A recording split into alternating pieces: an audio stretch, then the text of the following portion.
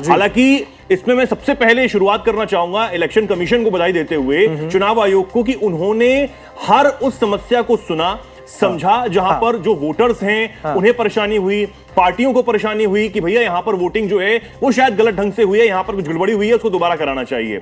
दोबारा होती है वोटिंग कुछ सीट 15 सीटों पर, और उसके बाद 21 मई को फिर दोबारा से 294, अगर मैं गलत नहीं हूं तो, उन वोटों पर वोटिंग जो है वो होनी है। बिल्कुल सबसे बड़ी बात है, और ये बधाई के पात्र है चुनाव आयोग की, इस तरीके से व्यवस्था यहां पर बनाई गई। और मैं उस वक्त बिल्कुल पूरी प्रेस कॉन्फ्रेंस इलेक्शन कमीशन की सुनी थी जब तमाम 5 राज्यों के विधानसभा चुनाव की तारीखों का ऐलान किया जा रहा था। तमाम व्यवस्थाओं के बारे में चुनाव आयोग ने यहां पर बताया था कि किस तरीके की व्यवस्था यहां पर की गई है। एसआईआर का जो है मुद्दा बताया था कि एसआईआर की जो प्रक्रिया है वो सुचारू ढंग से पूरी हुई है, और कितने वोटर्स काटे गए हैं, कितने वोटर्स के नाम हटाए गए हैं, कौन कौन जो है वो डुप्लीकेसी में पकड़ा गया, और तमाम चीजों को पूरा आंकड़ा वहां पर दिया था। बिल्कुल, तो ये बधाई के पात्र हैं। अब आगे की बात करते हैं। चुनाव के जो रुझान इस वक्त रिजल्ट के सामने आ रहे हैं उसमें एक बड़ा फायदा बीजेपी को तो दिख रहा है, लेकिन जिस तरह की बातें टीएमसी करती हुई नजर आ रही थी, ममता बनर्जी ने पूरा जोश यहां पर लगाया। ये बात बिल्कुल सही है कि ये आखिरी रिजल्ट अभी नहीं माने जा सकते हैं, बहुत शुरुआती ये रुझान है, लेकिन शुरुआती रुझानों में भी 100 के नीचे आप शतक भी नहीं पहुंच पा रहे हैं। ये बहुत बड़ा टेंशन है टीएमसी के लिए जो सालों से सरकार में। बेशक टेंशन है, और सबसे बड़ी बात यह है कि ममता बनर्जी के साथ साथ उनके साथ कंधा मिलाते हुए सयोनी घोष लोगों से कनेक्ट करती हुई नजर आ रही थी।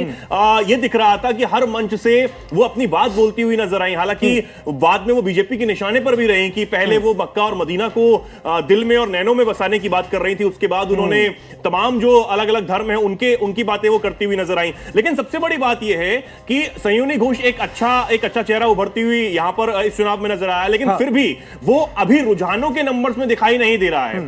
वो नंबर जो कि लोगों से कनेक्ट करता हुआ कैमरे पर दिख रहा था, वीडियोस तमाम सोशल मीडिया पर सर्कुलेट हो रहे थे, वो अभी फिलहाल रुझानों में तो नजर नहीं आ रहा। अब बात बीजेपी की तरफ से जो चीजें की जा रही थी, अमित शाह जिस तरीके से डेरा डाले हुए थे, प्रधानमंत्री नरेंद्र मोदी का बिहार चुनाव की जीत के बाद ये कहना कि गंगा का जो बहाव है वो इस तरफ है, वो बात भी अब कहीं ना कहीं लोगों को ध्यान में आती है। और दूसरी बात जो शायद कहीं ना कहीं एक गेम पलटने की स्थिति बनी, वो बनी झालमुड़ी वाली वीडियो से। ये बात मानेंगे आप? बिल्कुल। मैं इस पे भी आपका भी टेक लेना चाहूंगा कि वो झालमुड़ी तीखी तो टीएमसी को अब लग रही होगी। बिल्कुल लग रही होगी। झालमुड़ी ने सारे चुनाव की बहस को जो चटपटा बनाया है, बिल्कुल वो बिल्कुल आप देखिए। इसमें आप देखिए कि इसमें वाकई में जो ये शुरुआती रुझान दिख रहे हैं, उसमें जो इसका बिल्कुल क्रेडिट जो जाना चाहिए वो बीजेपी के कैडर को जाता है और अमित शाह के माइक्रो मैनेजमेंट को जाता है। जनता तक जो मुद्दे उन्हें पहुंचाने थे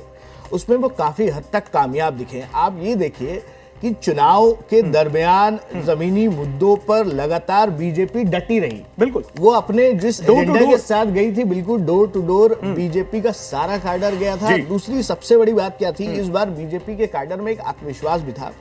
पिछले चुनाव के बाद क्या हुआ था कि नतीजों के बाद कई जगह हिंसा हुई। इस बार बीजेपी के हाईकमान से कैडर तक ये मैसेज गया था कि हम चाहे जीतें चाहे हारें, हम चुनाव के बाद भी आपके साथ रहेंगे। इस आत्मविश्वास का असर ये दिखा कि बीजेपी का कैडर जितना अग्रेसिव उसको लड़ना चाहिए था, क्योंकि अब आप पश्चिम बंगाल में ममता बनर्जी का जो गढ़ है वो अब तक अभेद माना जाता था। इसीलिए माना जाता था क्योंकि टीएमसी वहां गली गली तक थी, और उस गली के फैक्टर को तोड़ने के लिए बीजेपी ने जो रणनीति अपनाई, उसका असर रुझानों में दिख रहा है। और ये जो बढ़त है, जो मार्जिन समय के साथ बढ़ता जा रहा है, जो अभी 100 के नीचे आ गई है टीएमसी, बीजेपी 150 के ऊपर चली गई है, ये जो दिख रहा है, ये जो वाकई में जो झालमुड़ी वाली जो बात आप कर रहे हैं, वो झालमुड़ी की सच बात इस बार तो टीएमसी को तीखी लग रही होगी झालमुड़ी। बिल्कुल, हमारे साथ नीलू जी भी जुड़ गए हैं, लाइव हमारे साथ जुड़े हुए हैं। नीलू जी, आपसे मेरा पहला सवाल, अभी झालमुड़ी का जिक्र हो रहा है स्टूडियो में, आपने भी देखा किस तरीके से जब वो वीडियो सामने आई थी, उस वीडियो के सामने आने के बाद विपक्ष ने उस वीडियो को लेकर अपने अपने बयान दिए। कुछ ने कहा कि प्रधानमंत्री तो बस लाइमलाइट बटोर रहे हैं, कुछ ने, बीजेपी ने तो कहा कि प्रधानमंत्री को लाइमलाइट बटोरने की जरूरत नहीं है, लाइमलाइट उन तक चल के आता है। हालांकि अगर आप देखें इस वीडियो ने, इस कुछ सेकंड की वीडियो ने बंगाल को हिलाकर तो रख दिया है। आप इत्तेफाक रखते हैं इससे? देखिए, निश्चित रूप से अगर आप देखेंगे कि पिछला जो 2021 का चुनाव था वो बंगाली स्मिता माँ माटी मानुष को आधार बना के ममता बनर्जी लड़ी थी। जी। और इनको अमित शाह और मोदी को गुजराती घोषित करते हुए बाहर कर दिया था कि ये बाहरी हैं, ये बंगाल पे कब्जा करना चाहते हैं। और वो इसलिए मछली का मुद्दा उठा, खाने पीने बंद कर देंगे, मछली मांस बंद हो जाएगा, सब कुछ होगा।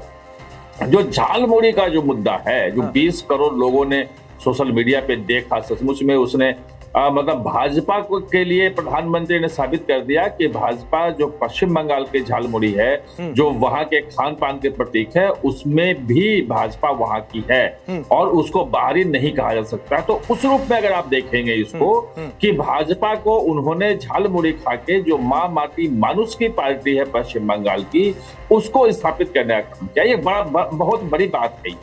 और अगर ऐसे पूरे के पूरे आप ट्रेंड को देखेंगे, पूरे भाजपा का जो चुनाव अभियान था वो इसी पे निर्भर था कि जो बंगाली अस्मिता है वो घुसपैठ के कारण खतरे में है। बंगाली अस्मिता की ममता बनर्जी बातों करती हैं, लेकिन बांग्लादेशी घुसपैठी आ रहे हैं, उससे वहां पे बंगाली अस्मिता को खतरा है।